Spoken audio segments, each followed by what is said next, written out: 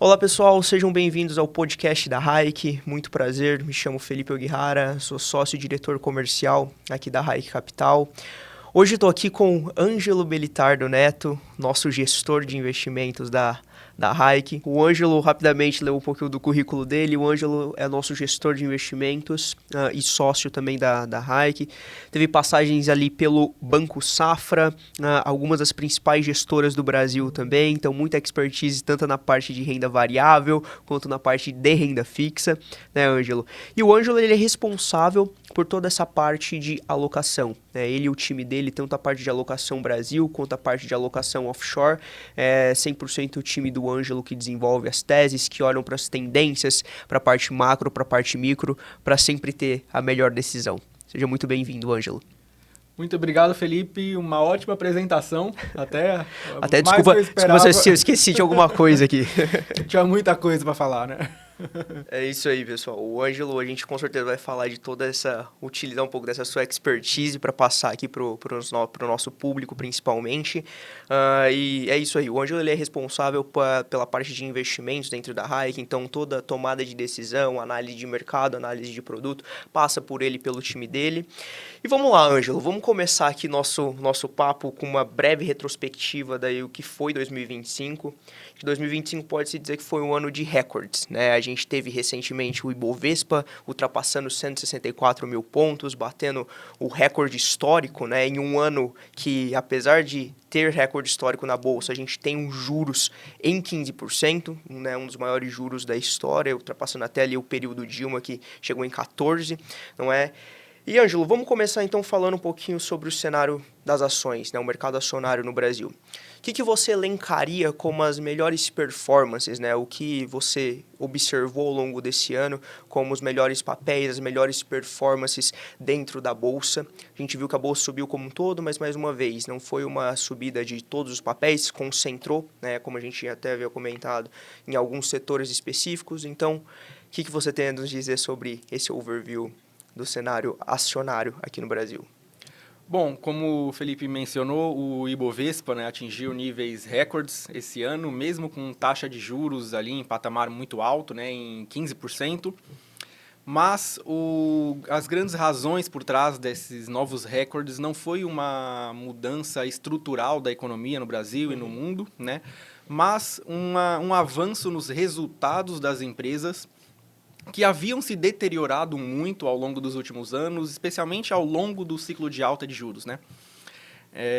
As altas hoje, né, em 2025, ficaram para os setores de construção civil, para as empresas voltadas ao programa Minha Casa Minha Vida, empresas de energia, né, transportes e educação. Então, lideraram praticamente o grande parte das valorizações, né, do índice.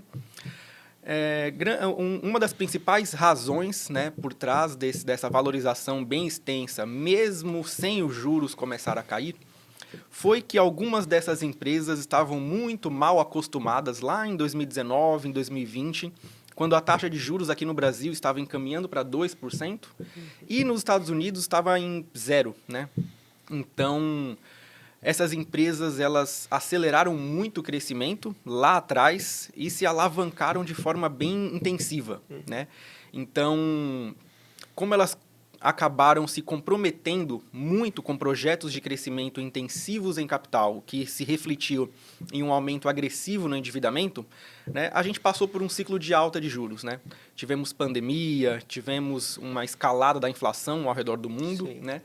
E nesse ciclo de alta de juros, a gente diz que essas empresas entraram em um ciclo de vida muito negativo, né? Queimaram muito caixa, todo o caixa que elas geravam na operação ia para pagar a dívida, né? Então, e esses projetos muito intensivos em capital tirou ainda mais, né, o recurso que seria disponibilizado ao acionista. Então, a gente viu que essas ações tiveram um ciclo de desvalorização muito extensa, né? Muitas delas caíram ali cerca de 50%, 70%, 80%.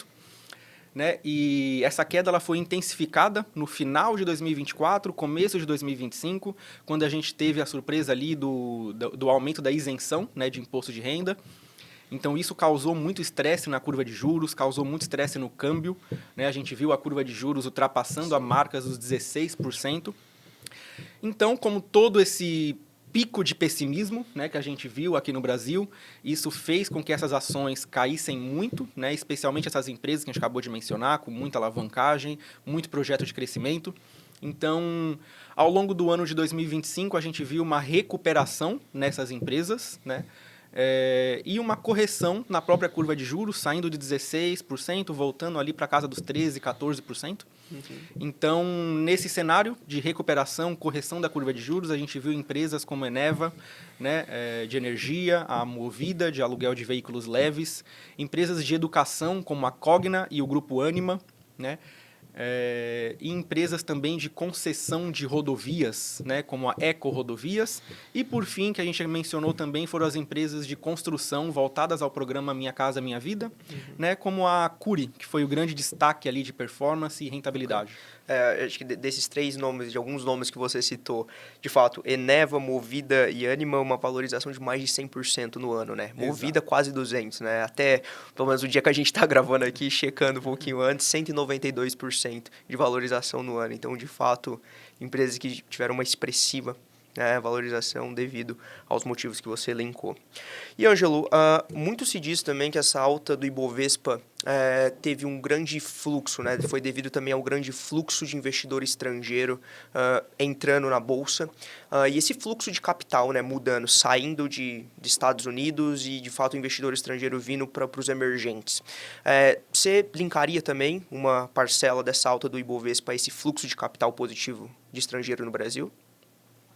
Com certeza, tá? O investidor estrangeiro, ele não olha muito para o cenário macro, né? Então ele não está ele não quer, né, empresas que dependam do cenário macro para apresentar bons resultados, né? Então, o que a gente viu foi uma entrada massiva de capital estrangeiro na Bolsa de Valores, mas em empresas que estavam apresentando um ciclo de melhorias constantes nos resultados, né? Então, a gente viu que grande parte desse capital, desse fluxo, que veio tanto dos estrangeiros quanto dos investidores institucionais locais aqui no Brasil, foi direcionado para um grupo de empresas que apresentam uma maior previsibilidade nos resultados, né? Lembrando que ainda estamos em um cenário de Selic em 15%, juros altos ao redor do mundo, muitas incertezas políticas, não só no Brasil, mas também no exterior, né? Um ano de eleição se aproximando aqui no Brasil, então isso exige cautela. Então, essa entrada de recursos, né, ela está sendo hoje direcionada para essas empresas que, além de possuírem uma maior previsibilidade na geração de receita, uma maior facilidade em crescer a receita, são empresas que estão em um ciclo de vida agora muito promissor, né? Então, essas empresas de energia, educação, aluguel de veículos, concessão de rodovias, até as farmácias também estão muito nos nossos portfólios, né? Essas empresas, hoje, elas estão em um ciclo de vida baseado em redução no endividamento, redução na alavancagem, né? Melhorias de margens. Então, nesses últimos anos, né, todo esse caixa, esse lucro que essas empresas perderam por conta de um ciclo de aceleração no crescimento, aceleração no CAPEX, né, e aceleração no endividamento, agora está se revertendo. Legal. Né? Então, essas empresas passaram a desacelerar o nível de crescimento e focar em melhorias de produtividade, melhorias de escala, né? Via aumento de margens, via controle nos custos, via redução na dependência por endividamento, né? Então, por isso que a gente diz que essas empresas hoje estão entrando em um ciclo de vida muito promissor, né? E é isso que o estrangeiro quer. Ele não quer comprar empresas que vão entregar bons resultados daqui a 1, 2, 3 anos, ou só quando os juros cair, ou só quando o câmbio melhorar, né? Ou só quando a inflação voltar para o centro da meta. Então, não, eles não querem isso, né? Eles querem previsibilidade, eles querem uma empresa que, de fato, consiga entregar retornos, consiga melhorar o seu balanço, né? Mesmo em um cenário adverso como a gente está vivenciando hoje, né? Então, a gente viu que foi esse bem o direcionamento dos estrangeiros, né? Perfeito, Ângelo, perfeito. Acho que mais que respondido. E, bom, falamos de melhores performances da Bolsa, mas também vamos falar agora das piores performances, né? Então, assim, o que você elencaria que mais decepcionou os investidores nesse ano de 2025, ainda no mercado acionário? Bom, as piores performances, né, de fato, elas ficaram com as empresas de commodities especialmente aquelas que fazem uso intensivo de endividamento, né? Perfeito. Então, hoje a gente está vivenciando uma mudança estrutural no mundo, né? Então, desde os últimos anos, a gente viu as commodities sofrendo muito por conta de um aumento proporcionalmente maior na oferta, né, dos insumos, dos bens, das matérias-primas, comparado com o comportamento da demanda, né? Então, aqui a gente traz algumas das principais commodities e mais faladas, né, as commodities agrícolas, né, e o minério de ferro. Então, as commodities agrícolas hoje, elas vêm vivenciando um excesso de oferta, né? Então, países como Brasil, Estados Unidos, Índia, dentre outros, eles estão cada vez mais se tornando mais produtivos. O que, por um lado, a novela é bonita, mas se você tem uma produção recorde e a demanda ela não acompanha esse nível de produção, você acaba tendo uma pressão muito negativa no preço, né? E isso vem acarretando recordes também em pedidos de recuperação judicial, né? Então, 2024 e 2025 foram anos bem difíceis para o agronegócio como um todo. Sim. O minério de ferro ele vem sofrendo uma influência muito negativa por conta da desaceleração na China, Certo. especialmente no segmento imobiliário, né? Lembrando que a China ela é um grande consumidor do minério, né? Do aço. E se a China está passando por problemas nesse setor, né? Como vimos, grandes falências, né? de grandes empresas imobiliárias. Se a China passa por problemas, está consumindo menos aço, ela acaba exportando esse aço, né, ao redor do mundo. Então, Uma o Brasil... oferta maior, né? Exatamente. O Brasil vem recebendo muito aço chinês com um preço muito competitivo. E isso vem interferindo na demanda aqui, né, da nossa commodity. Então, a gente não vê melhorias, não vemos um cenário de recuperação nas commodities nos próximos anos, né? A gente precisa ter uma mudança muito estrutural e esse cenário pessimista se estende também para outras classes, né? Desde papel e celulose, né? Insumos agrícolas. Perfeito, Anjo. E dentro das commodities ainda, alguma específica, bom, você elencou como as piores performances, mas alguma específica que você ainda tem uma visão otimista, digamos assim? Ou não? Todas ali, de fato, né, não estão no radar?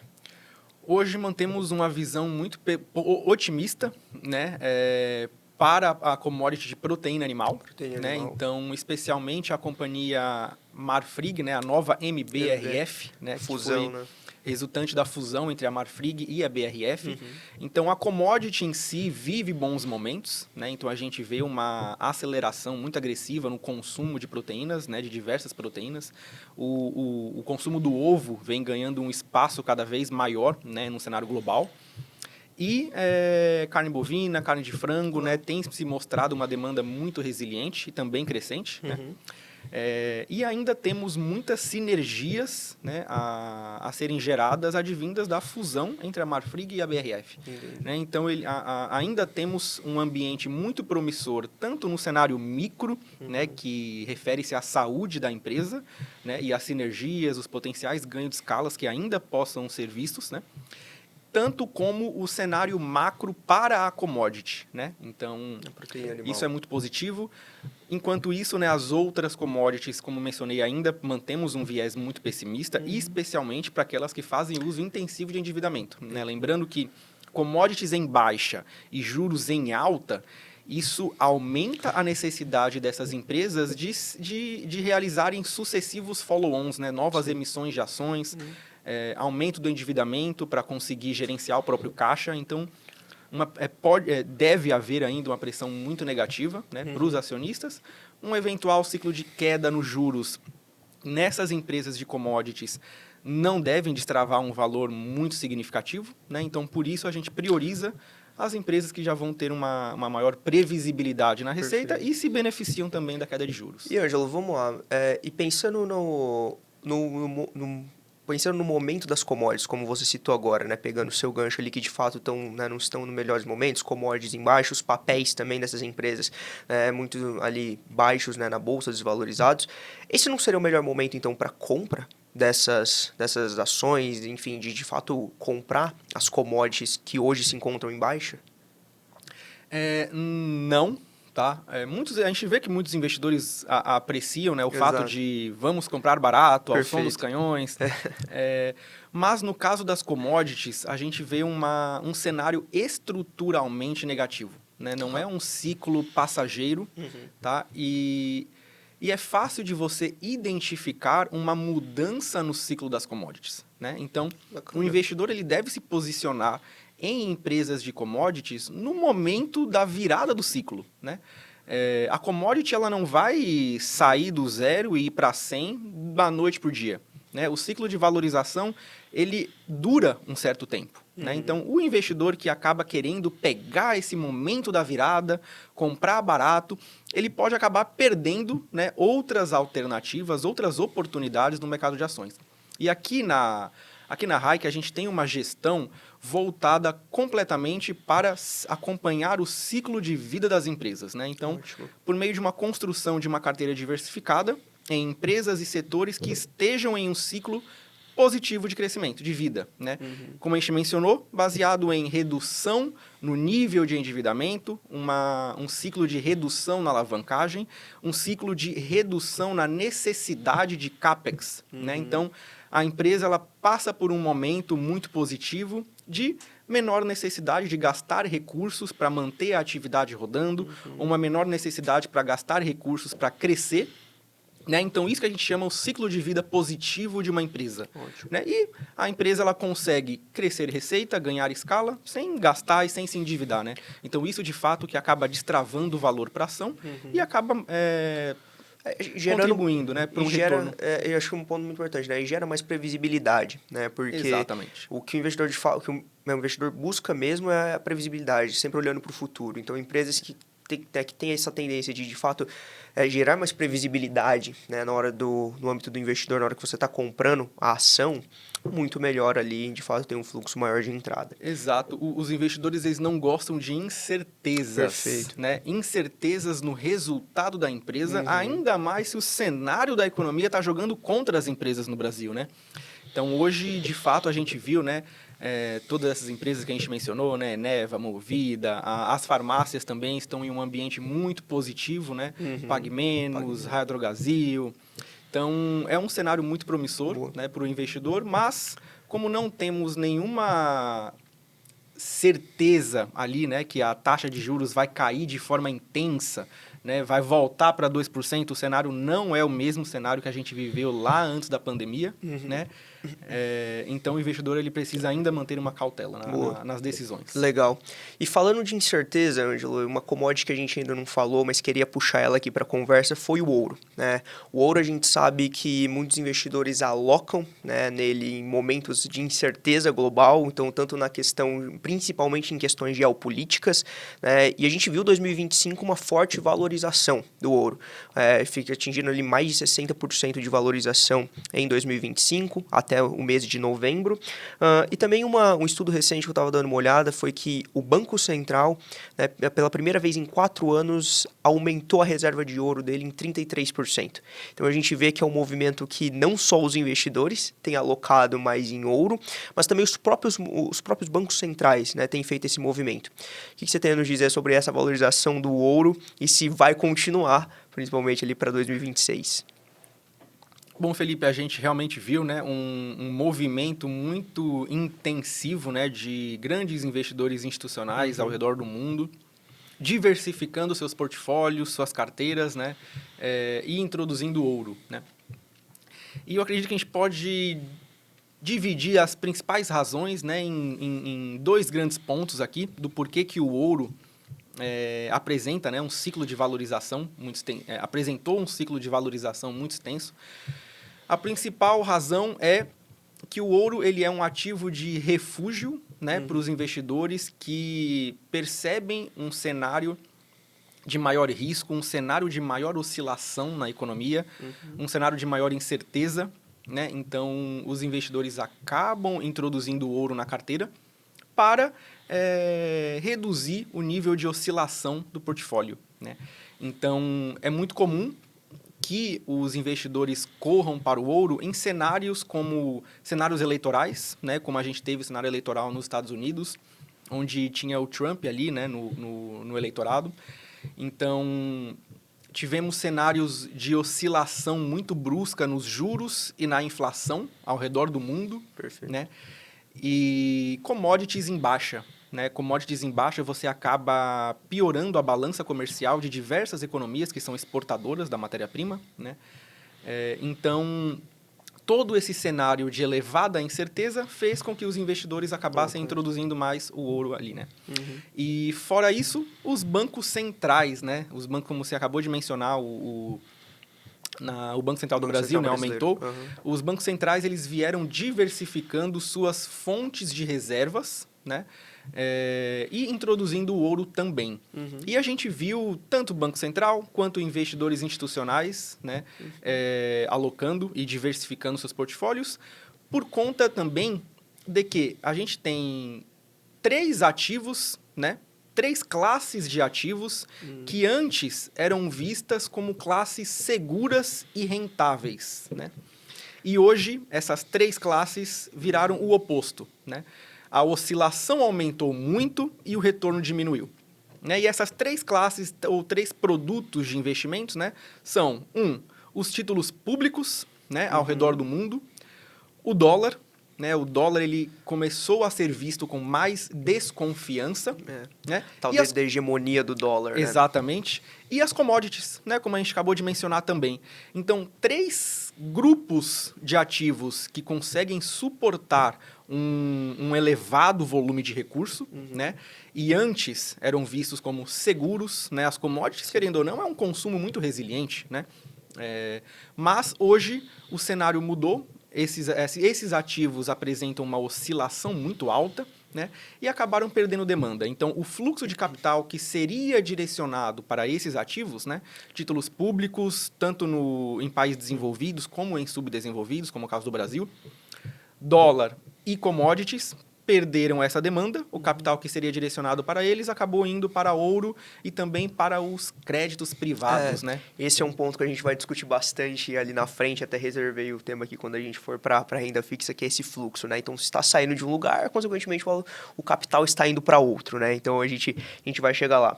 Mas, Ângelo, trazendo um panorama agora de 2026, a gente tem uma inflação desacelerando, juros nos Estados Unidos em queda, aqui no Brasil ainda alto, né? Da último comunicado do Copom, a gente sabe que vão ter cortes a partir do ano que vem, mas ali provavelmente ficará para março, né, quando o mercado esperava janeiro.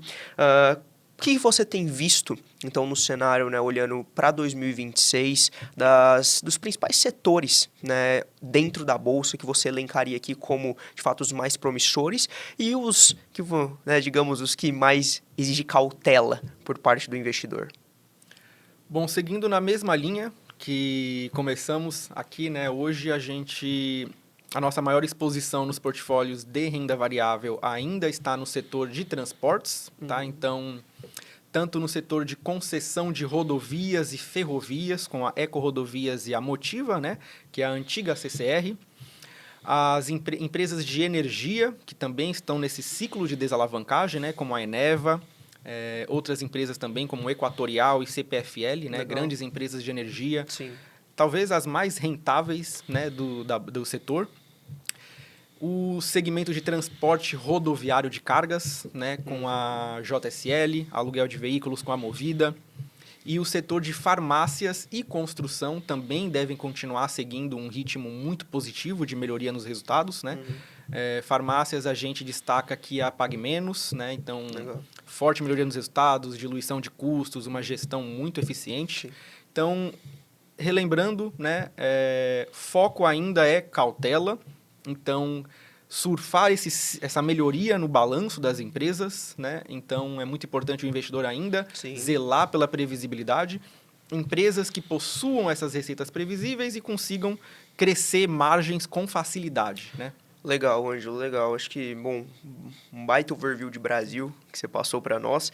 Mas, Ângelo, eu queria trazer um ponto agora, saindo de Brasil e indo para Estados Unidos. A gente tem também dentro da Hayek a nossa carteira offshore, né? Então, para alguns clientes que nós alocamos, de fato, fazemos toda essa estruturação nos Estados Unidos. E queria que você comentasse também um pouquinho, né, olhando para 2026, se você vê alguma oportunidade por lá, na renda variável também, mesmo dado essa, digamos, essa saída de fluxo, né, essa saída de dólar dos Estados Unidos e alocação em emergentes, mas assim, Estados Unidos continua sendo ainda a maior potência econômica mundial.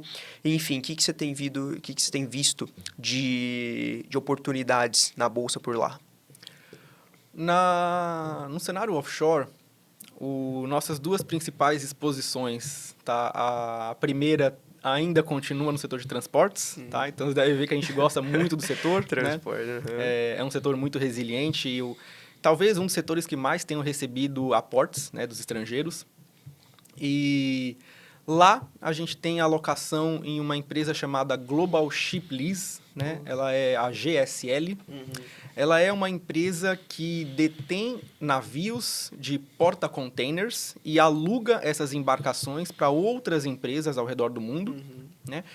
E o grande segredo aqui, né, o grande pulo do gato, é que a GSL tem embarcações de pequeno e médio porte que outras empresas que possuem embarcações maiores não conseguem chegar em algumas regiões, né? Então, os navios delas servem também como transporte intermediário, né, para que essas grandes embarcações consigam dar continuidade no transporte. Interessante. A grande vantagem aqui, né, é que essas empresas de transporte marítimo passaram por uma crise muito extensa entre 2014 e 2016, né, onde tivemos uma oscilação muito brusca no preço dos fretes, e essas empresas estavam com altos níveis de alavancagem nesse momento, né? Logo após a crise dos fretes, né, lá em 2014, 2016, isso fez com que as empresas mudassem o seu modelo de negócios, transformando eles em mais conservadores e menos dependentes às oscilações do frete, né? E ao longo desse período, a GSL reduziu a alavancagem dela, saindo de 17 vezes EBITDA lá em 2019 para próximo de zero hoje. Então, ela é uma empresa praticamente sem dívida, com excesso de caixa, acúmulo de caixa, né? Ela vem crescendo a receita de forma consistente. E o grande ponto positivo no case é que hoje existe uma escassez no mundo de embarcações porta-containers de pequeno e médio porte, né? Que é justamente onde ela... Que é justamente onde ela opera, né? E a demanda vem crescendo cada vez mais, né? E não é possível atender toda essa demanda. Então, os ativos da GSL vêm em um ciclo de valorização por conta disso, né, melhorando cada vez mais o balanço da companhia.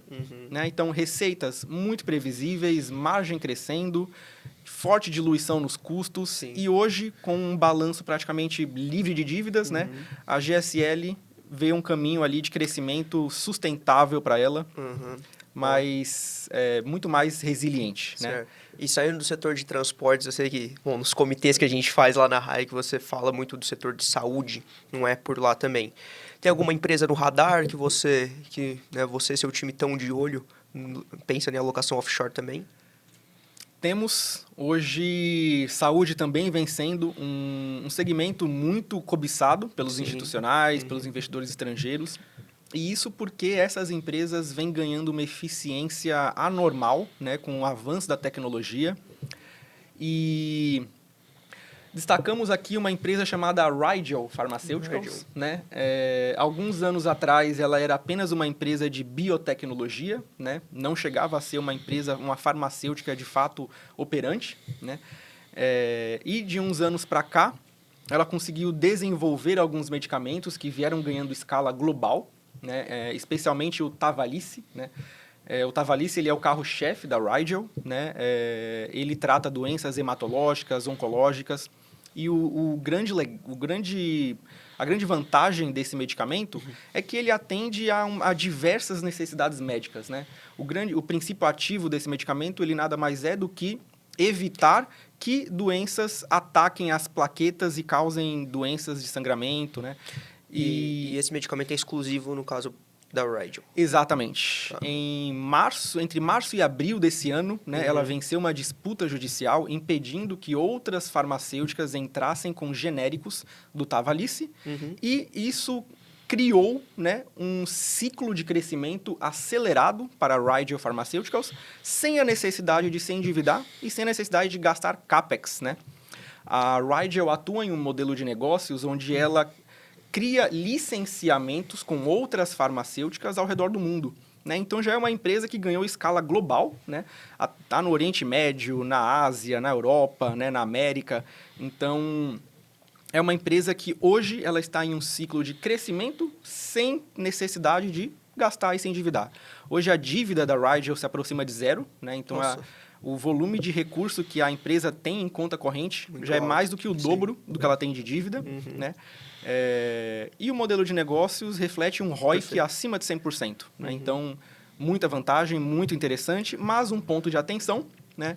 O litígio da Rigel, ele se encerra em 2032, né? Então, até 2032, ela pode vender os medicamentos dela livre de genérico, sem se preocupar com outras concorrentes entrando, né?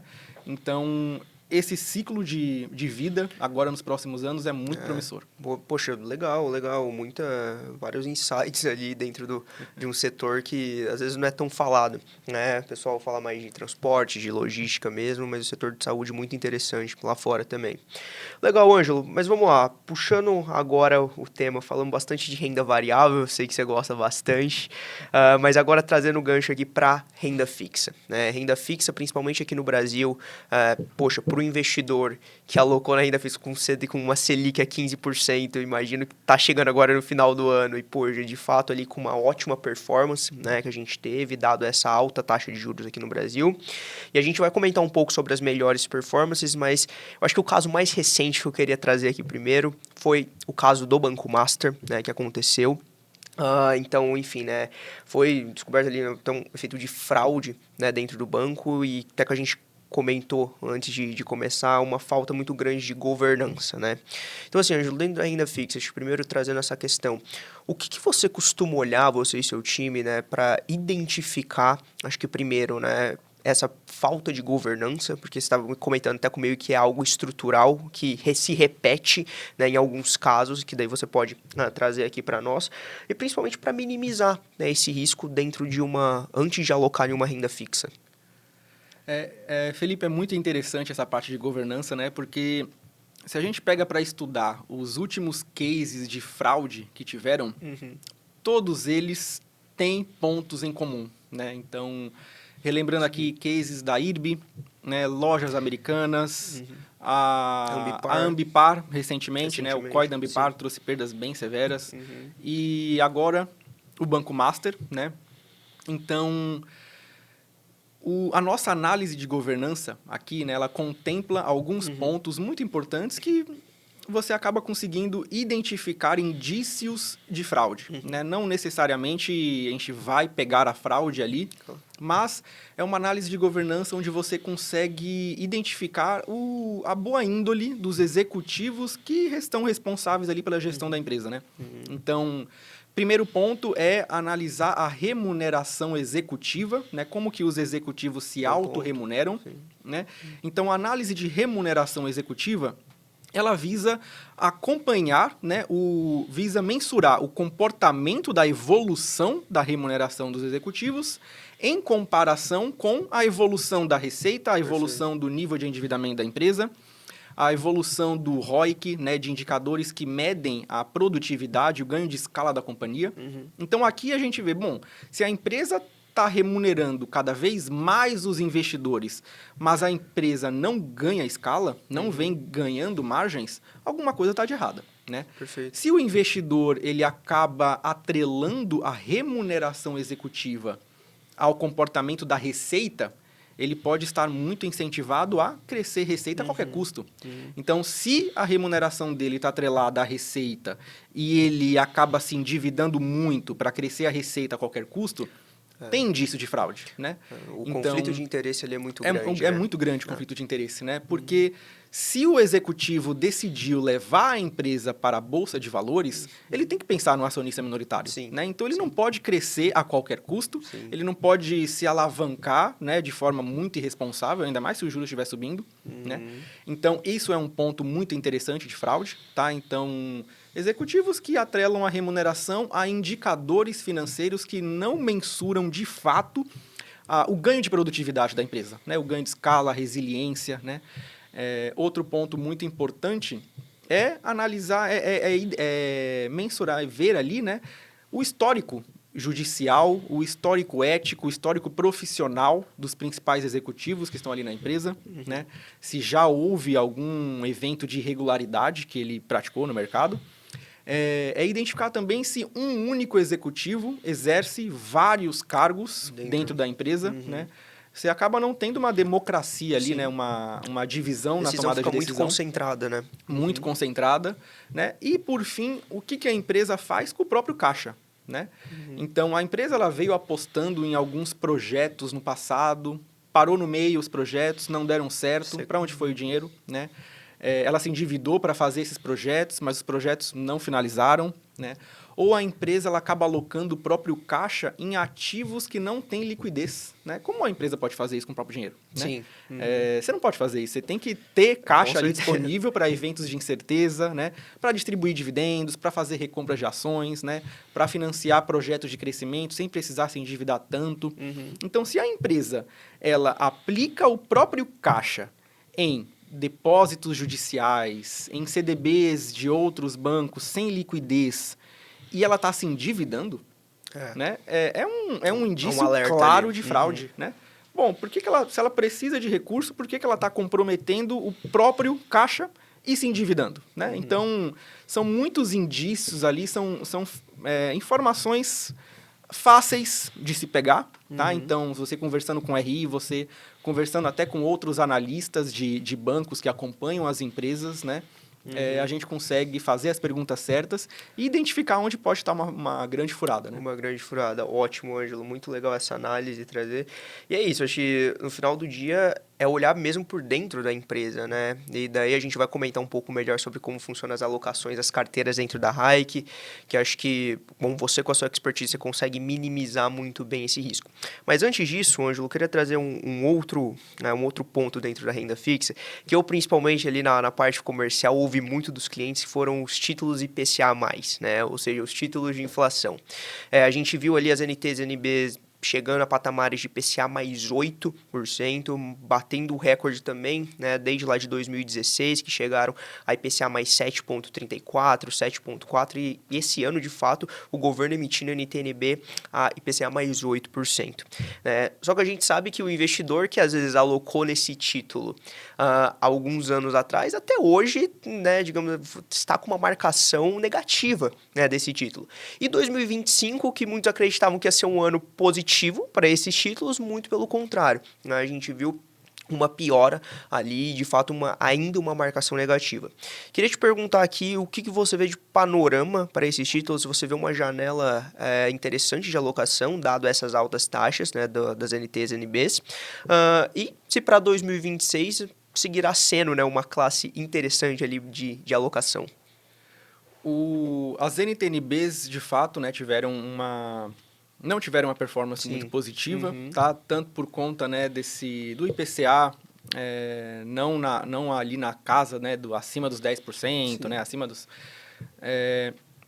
Mas as NTNBs, elas possuem janelas muito específicas, né, de alocação, né? Claro que um título NTNB, IPCA mais 7, IPCA mais 8, IPCA, quase mais IPCA mais 9, né? Se carregados por um período muito longo de tempo, é claro que eles vão oferecer uma rentabilidade atrativa para o investidor, né, e etc. Mas a grande questão aqui é o hoje, né? Se as NTNBs não tiverem uma marcação positiva e a gente viu ainda um aumento, né, nos spreads das NTNBs, saindo de IPCA mais 6 para IPCA mais 9, isso tem como reflexo, em grande parte, uma ausência na demanda por grandes investidores. né? Então, a gente não viu investidor estrangeiro e investidor institucional direcionando recurso para as NTNBs. Né? Se não tem demanda, muito pelo contrário, o governo está em um ciclo acelerado de endividamento, né? Então, isso vem pressionando muito negativo as NTNBs. E o ano eleitoral, né, se aproximando, um ano de muitas incertezas, tá? Então, não é o momento de se investir em NTNBs quando a gente está em um cenário, né, muito incerto, né? As NTNBs, elas tendem a se comportar de uma forma muito mais eficiente, né? É mais lucrativa quando a gente tem um cenário de queda direcionada dos juros, né? Os juros vai cair. E a gente viu que a demanda que seria direcionada para os títulos públicos acabaram sendo direcionada para outras classes de ativos, que vamos falar bastante delas, né? Que foram as debêntures incentivadas e os fundos de investimento em direitos creditórios, né? Além também de dívidas de empresas estrangeiras, né? As grandes empresas de tecnologia, né? Isso roubou o fluxo de capital que viriam para as NTNBs, né? O investidor institucional, né, que é o que move grande parte do recurso do mundo, né?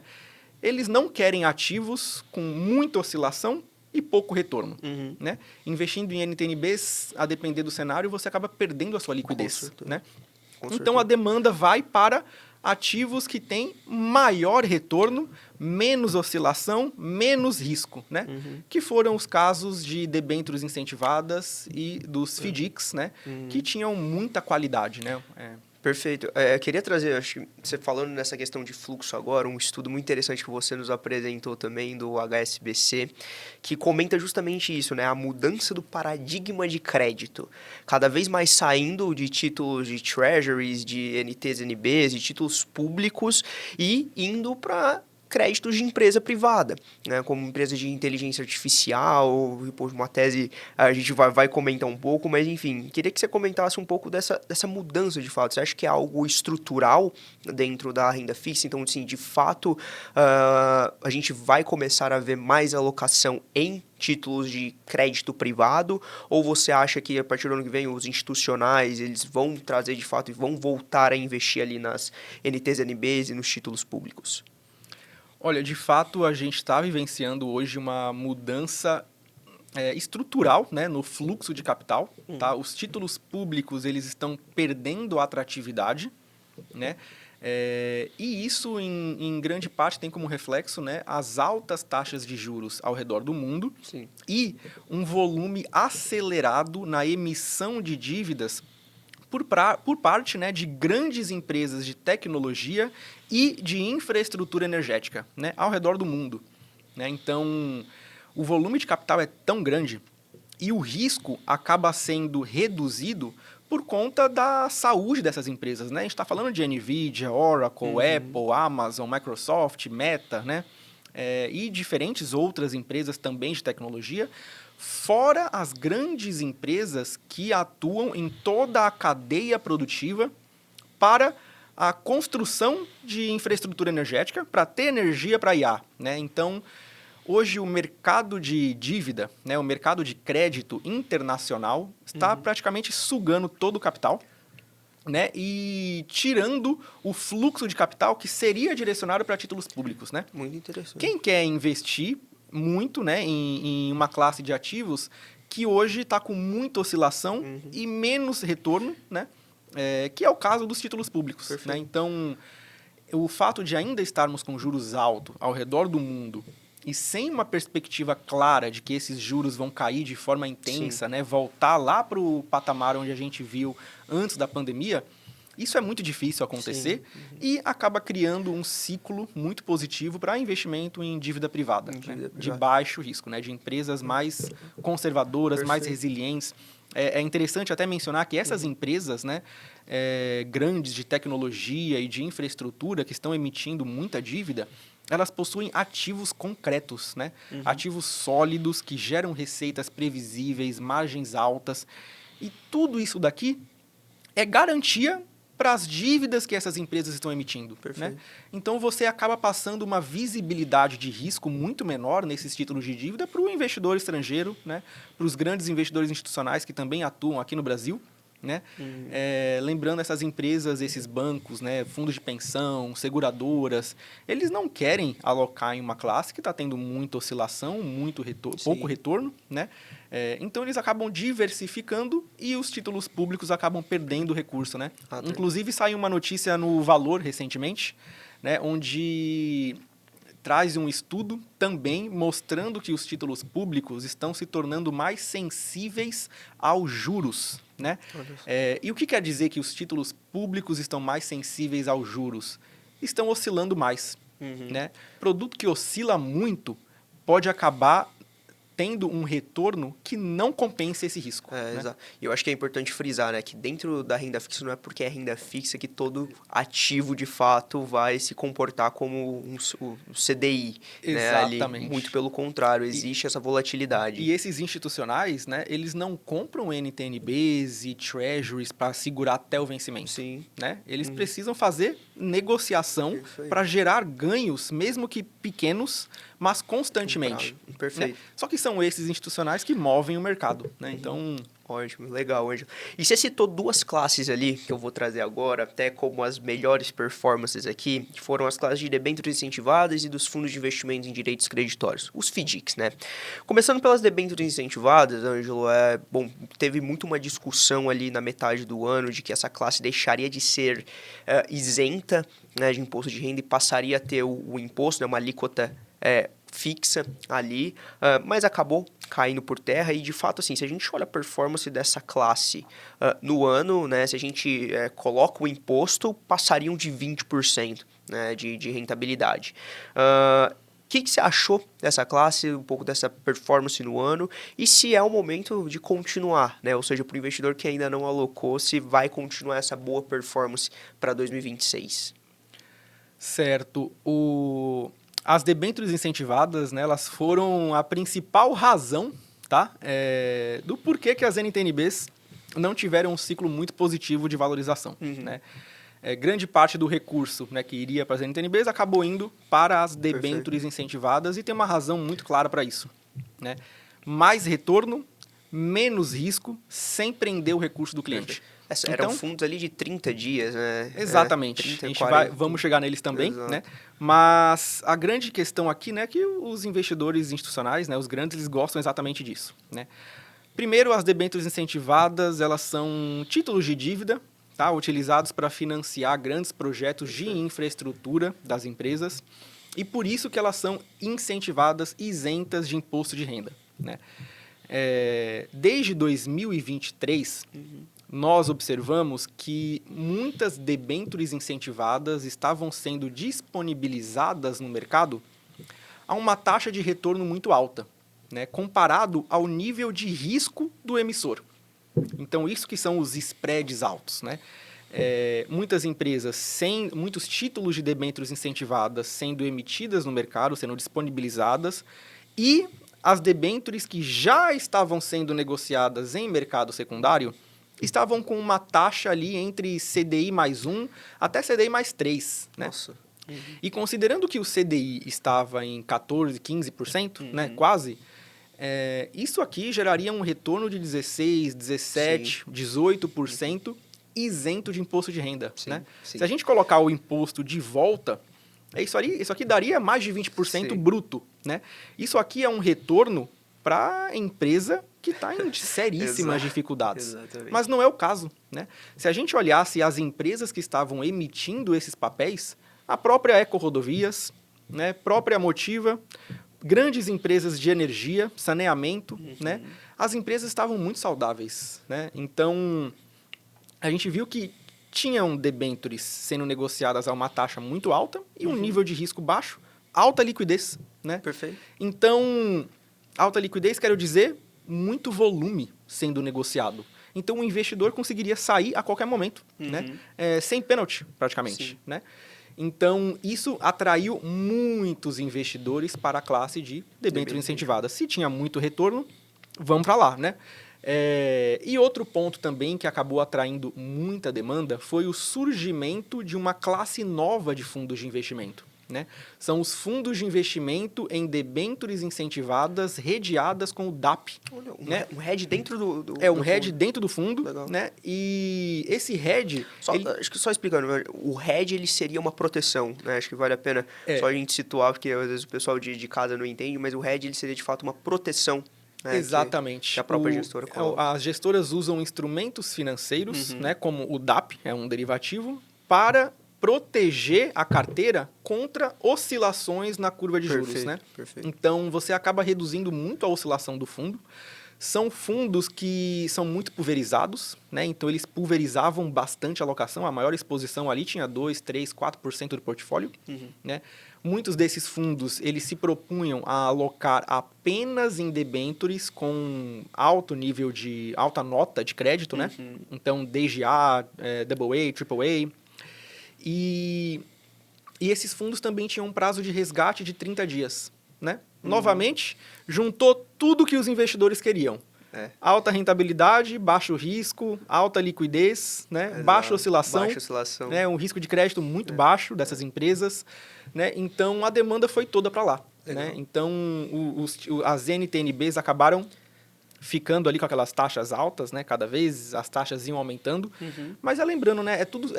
O mercado financeiro ele vive sempre ciclos. Sim. Né? A gente tem que identificar os ciclos positivos. Identificar ciclo positivo é exatamente o que eu acabei de mencionar. Né? Mais retorno, menos risco, menos oscilação, nada de travar o recurso do cliente. Né? Não precisa travar o recurso por anos para ter retorno. Isso é uma grande falácia do mercado financeiro. Né? Então, a gente teve esse comportamento muito positivo. Né? E talvez o principal fator que eu acabei não mencionando ainda, né, foi a falida MP, né? 1303. Perfeito. A MP, ela aumentava a tributação de longo prazo das debêntures incentivadas, de outros títulos de renda fixa.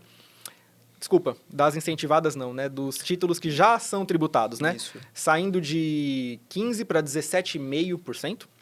Então, se a gente tem uma tributação de longo prazo em 17,5%, o incentivo fiscal das debêntures incentivadas aumenta ainda mais, né?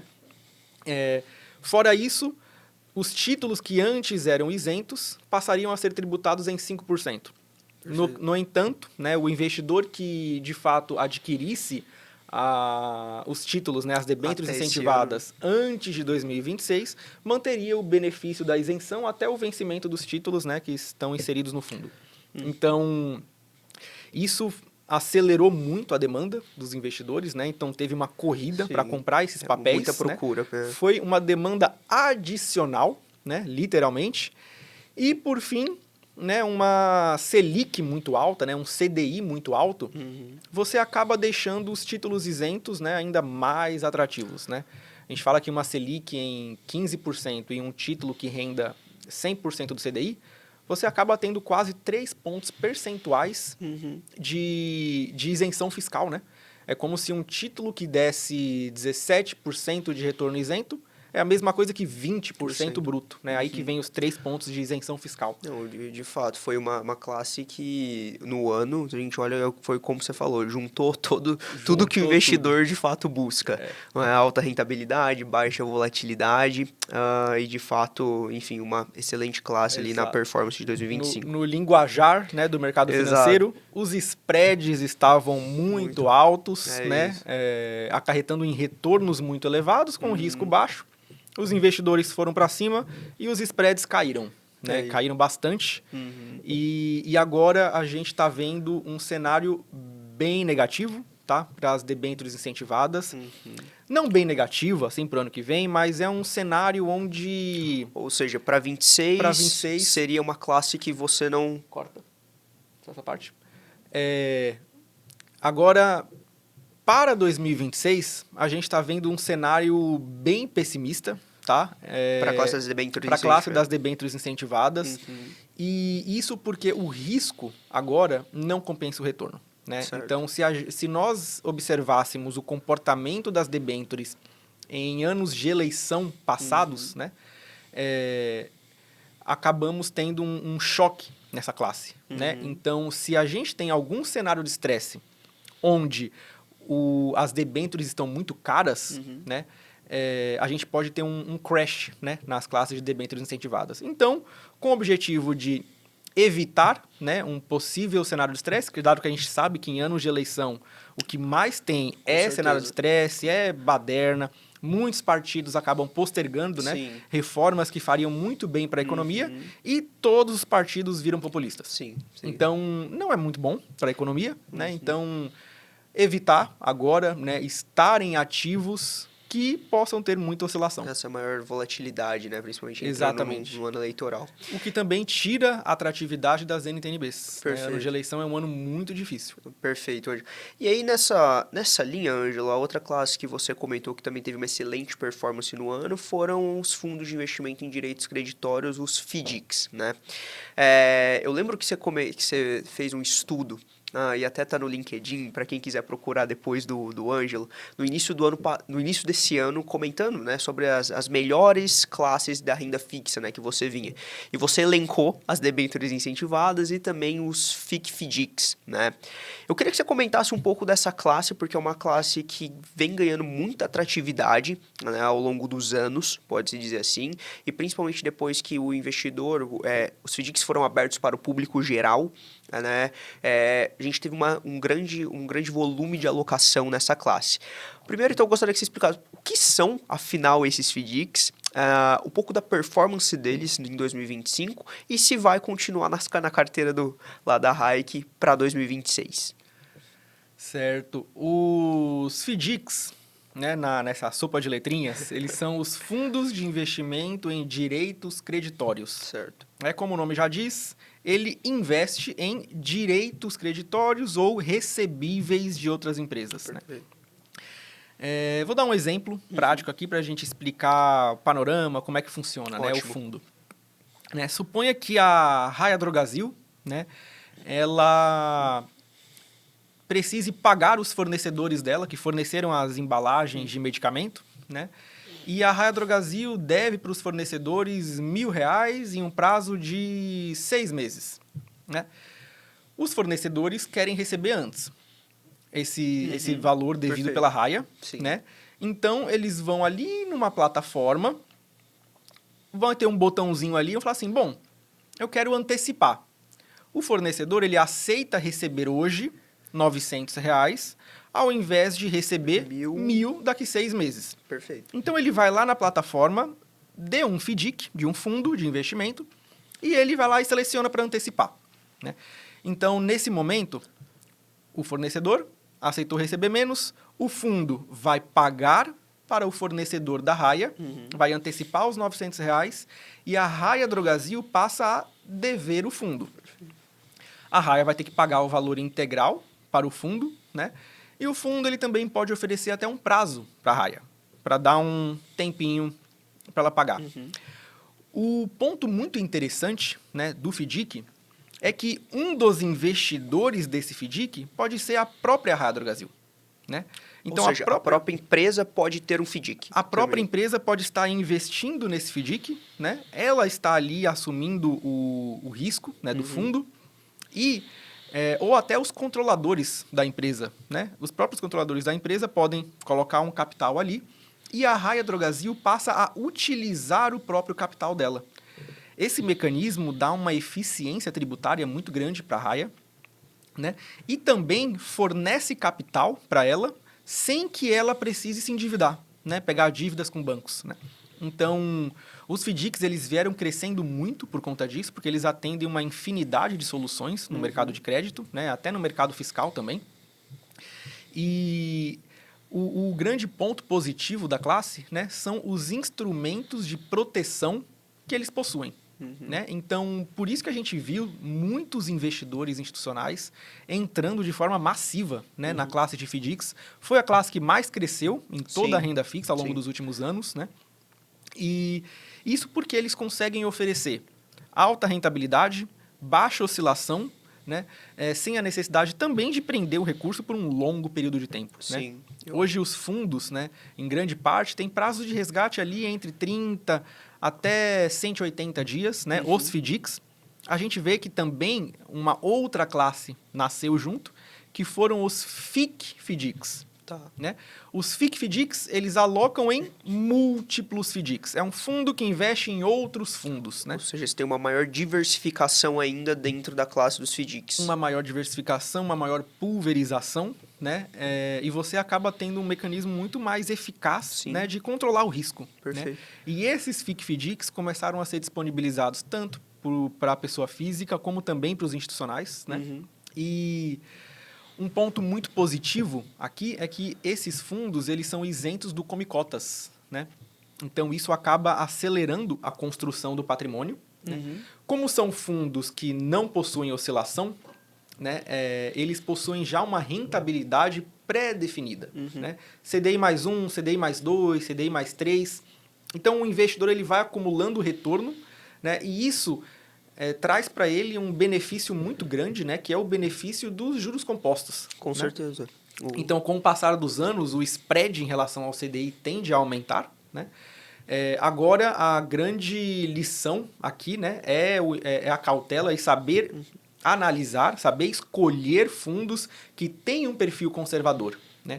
Um FDIC ou um FIC-FDIC que tenha um perfil bastante conservador é aquele que possui ferramentas de proteção contra eventos de inadimplência. Né?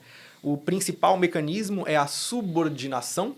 Okay. Né? Então, é um nomezinho difícil, né? Mas a subordinação do fundo, né, o índice de subordinação, ele mede o quanto um FDIC pode absorver de perdas advindas com a inadimplência antes que essa perda alcance o investidor, né, nos alcance. Uhum. Tá? Então, a gente fala que essa subordinação ela é composta pelo patrimônio da própria Raia Drogasil ou dos sócios da Raia Drogasil. Uhum. Né?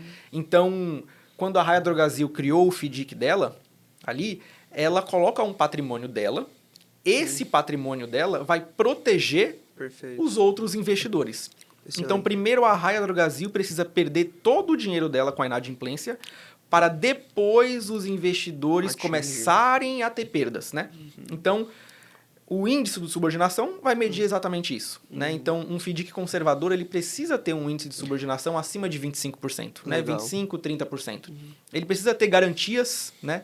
Garantias reais, né? Então, imóveis, terrenos, né? Fábricas. Né? E também a gestora, né? Ela precisa ser uma gestora que passe confiança. Né? Passar confiança ela não passou por nenhum evento de fraude, né? Ela conta com grandes investidores por trás delas, né? Então, grandes bancos, né? Hoje a gente destaca a Solis, por exemplo, né? Como sendo uma das melhores gestoras, a Solis, a Multiplica, né? A More. Então, são praticamente assim as melhores do Brasil, né? Têm se mostrado muito eficientes e elas possuem os grandes bancos por trás, né? Ninguém quer ficar de fora dessa festa, né? E acho que bom elencar, e aí trazendo até no ponto que você comentou da governança, os pontos a se observar, né? Também dentro dessas casas, enfim, de toda essa análise que você e o seu time faz dentro da Hike, né, ali na gestão, no portfólio da carteira dos clientes, de fato tá antenado nesses pontos, porque é dali que surge, né, que acaba elencando ali eventuais inadimplências lá na frente, né, Ângelo? Então, muito legal você comentar da classe. E, Ângelo, resumindo toda essa parte, então, de renda fixa para 2026, o que estar alocado, que o investidor de fato deve, né, buscar ter ali na sua visão, né, dentro da carteira, e o que também tomar cuidado, né, com a renda fixa para 2026? Bom, os FDICs, né, haviam sido a segunda melhor classe em 2025. Em 2026 eles sobem para a primeira. Tá? Então vão ser, tá, a estrela da renda fixa esse ano. Logo atrás deles, a gente ainda está mais otimista com títulos pós-fixados, tá? Prazos curtos de vencimento, que não tenham muita oscilação. Sim. Lembrando que ano de eleição a gente tem muito estresse na curva de juros, né? Pode ter estresse no câmbio, deve ter estresse no câmbio, tá? Se a gente tiver estresse no câmbio, na curva de juros, isso vai se refletir em um aumento de inflação, ainda em 2026, né? Então, cautela tem que ser o nome do jogo. em um ano onde a curva de juros pode oscilar muito e a curva de juros não vai ter uma direção definida de queda, os títulos indexados ao IPCA e títulos muito longos, né, prazos de vencimento acima de 10, 15, 20 anos, né, mesmo em debênture CDI, esses títulos vão oscilar muito. Sim. E o investidor vai perder a liquidez. Porque se ele alocar em um título desse, é muito provável que se ele quiser resgatar antes, ele vai ter um pênalti. Então, o investidor ele precisa ter isso em mente. Tá? Vai ser um ano muito difícil para a estratégia de marcação a mercado. Legal. Mesmo que a taxa de juros volte a cair, não teremos uma queda muito significativa. Tá? Saindo de 15%, voltando para 11%, 12%, é uma queda boa, mas não é uma queda que muda o jogo. Né? Então, cautela ainda precisa ser o nome do jogo aqui. Né? Então, esses títulos que têm muita oscilação precisam ficar de fora da legal. carteira. Você citou aqui bastante essa questão de não travar o recurso, né? Daí, antes da gente encaminhar para o tópico final aqui da conversa, eu queria trazer isso porque eu acho que isso é um dos grandes diferenciais das nossas alocações ali dentro da Hike, que é a maneira que nós alocamos, de fato, o recurso do cliente, onde a gente consegue, de fato, tirar a volatilidade da carteira, ou seja, não sofrer essa marcação ao mercado que você muito bem comentou, mas, ao mesmo tempo, não prender o recurso do cliente, porque como você falou, fundos de debêntures incentivadas, em 30, 40 dias você tem o resgate, dos FIDICs ali entre 45 até 180 dias. Então, assim, se você puder comentar brevemente também um pouquinho de como você faz essa alocação, né, para os nossos clientes lá dentro da Hike, acho que seria muito interessante também trazer esse ponto. A gente zela muito pela liquidez, de fato, né? Se você tem liquidez, você consegue surfar e acompanhar os ciclos, os fluxos de capital, né?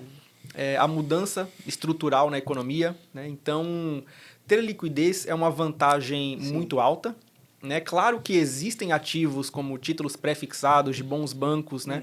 Que em cenários de estresse muito específico, eles acabam oferecendo retornos fenomenais, né? 15%, 16%. Em bancos que não são bancões, né? Mas são bancos bons, né? Como Banco C6, Banco Pine, né? Até grandes bancos chegaram a oferecer taxas muito altas. Mas o cenário, ele exige que o investidor tenha liquidez, né? Estamos em uma eventual mudança, né? De cenário global. Então, se os juros continuarem caindo, se a gente tiver uma mudança na política, uma mudança no próprio direcionamento do governo PT, né, caso ele seja reeleito. Então, se tivermos uma visão mais clara para a economia, para os gastos do governo, para a queda de juros, o investidor precisa ter liquidez para mudar rápido de estratégia. Né? Então, por isso, a gente zela muito pela liquidez. Tá? Então, todo o racional da nossa carteira hoje é voltado para entrar em aplicações, né, estar em aplicações que estejam vivendo bons momentos, né, sem prender o recurso do cliente e sem ter risco desnecessário. Ótimo, né? Ótimo. Perfeito, Ângelo. Acho que, bom, muito claro a visão. E, de fato, são carteiras muito sólidas, né? Aqui, falando um pouquinho, né, da performance das nossas carteiras também no ano, todas muito sólidas. Para os perfis, obviamente, né, a gente tem que entender o perfil de cada cliente, mas, de fato, trazer essa liquidez, essa previsibilidade que você muito bem colocou. Ângelo, caminhando para o final agora, queria trazer um último tópico aqui, que são as tendências, né? Acho que isso todo investidor busca saber, e principalmente o que o gestor pensa, né, de tendências. Então, o que mais você tem olhado de tendências para 2026, daí tanto aqui no Brasil quanto lá fora? A gente sabe que os movimentos lá fora acabam impactando também, chegam com atraso, mas chegam, né, aqui no Brasil também. Então, assim, o que você tem olhado, você, seu time lá dentro, tem olhado para as principais tendências de 2026, que você acha que são movimentos interessantes ali para conseguir captar um bom momento? Bom, hoje o mundo, né, ele está vivendo uma mudança na tendência de consumo, né, das empresas e, consequentemente, a tendência de capital, né, a tendência de investimento, segue os novos rumos do consumo. Né? Então, hoje aqui, todo mundo já deve ter percebido, né, que todos nós, né, pessoas e empresas, respiram né, inteligência artificial. Hoje, quando a gente vai pesquisar alguma coisa, não é mais o Google, né? Exato, Já é o ChatGPT. E realmente, assim, estamos o tempo inteiro utilizando algum serviço da inteligência artificial ou da computação em nuvem, né? Mas a grande questão é que não existe energia para tudo isso, para toda essa demanda, né? E se não existe energia para tudo isso, a energia vai ficar mais cara. Perfeito. Vai tender a cada ano que passa ficar mais cara. E hoje a gente tem visto essas grandes empresas de tecnologia, né? A NVIDIA, a Meta, a Google, todas elas disponibilizando um volume muito grande de recurso para a construção de infraestrutura energética, né? Então, hoje, a energia e toda a cadeia produtiva necessária, né, para executar a atividade de construção energética virou o coração do mercado financeiro hoje, né? Então, a gente tem diferentes empresas com um padrão muito resiliente, né, que é esse padrão de infraestrutura energética, de construção para tanto de geradoras, microreatores nucleares, plantas de petróleo e gás, né, para gás natural. Então, tudo isso virou... Tem um modelo de negócio muito Com resiliente, certeza. né, e agora está em expansão. Enquanto essas empresas, né, NVIDIA, que eu acabei de mencionar, as Big Techs, né, elas terão um CAPEX, um ciclo de vida negativo, que envolve gastar enormes quantias de recursos, eventualmente vão precisar aumentar o endividamento, né? A gente viu até o Michael Burry, né, o da grande aposta, lá em 2008, também mencionando isso, né? Essas Big Techs, né, não estão mensurando corretamente o volume de CAPEX, né, de gastos que elas terão para financiar toda essa infraestrutura energética, né, ao redor do mundo, né?